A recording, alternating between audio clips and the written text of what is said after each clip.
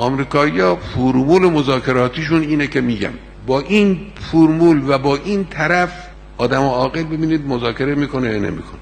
آمریکایی‌ها چون متکی هستن به قدرت نظامی و قدرت پولی و قدرت رسانه‌ای، مذاکره اولا در عرف سیاسی به معنای نشستن و حرف زدن و احوالپرسی کردن که نیست. مذاکره یعنی داد و ستد، یعنی بشینید دو طرف میز، شما یه چیزی بدی یه چیزی بگیری. این معنای مذاکره سیاسی اینه.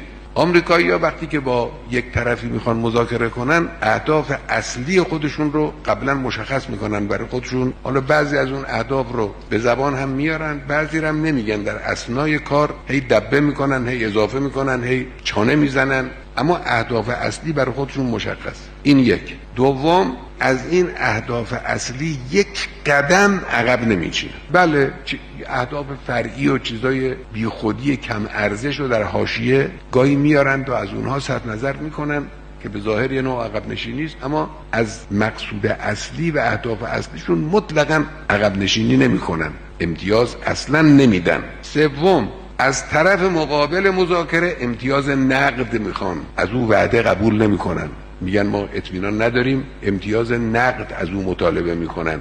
کمان که ما در برجام اینو تجربه کردیم. اگر چنانچه طرف مقابل از دادن امتیاز نقد امتناع بکنه، هوچیگری تبلیغاتی و رسانه‌ای در سطح دنیا راه میندازن. هیاهو بله اینا مذاکره نمی‌کنن، اینا به میز مذاکره باید برگردن، اینا چنین میکنن. یک هیاهوی عظیمی که معمولا طرف مقابل کم میاره در مقابل این هیاهو. معمولا طرف مقابل منفعل میشه، دچار انفعال میشه در مقابل این جنجال و هوچیگری و هیاهویی که اینا میکنن، معمولا کم میارن، منفعل میشن.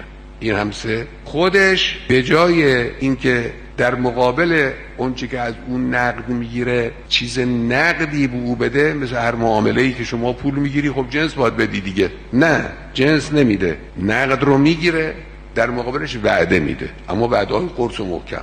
مطمئن باشید، تردید نکنید، شک نکنید، با وعده دل طرف مقابل رو خوش میکنه و طرف مقابل میبینه خب داره وعده میده با این قرصی، با این محکمی. مرحله آخر بعد که قضیه تمام شد، کارش گذشت، زیر همین وعده هم میزنه، این وعده قرص و محکم رو هم مثل باد هوا فراموش میکنه.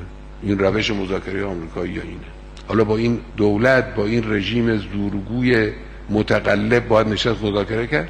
چرا مذاکره کنه؟ برجام نمونه واضح اینه.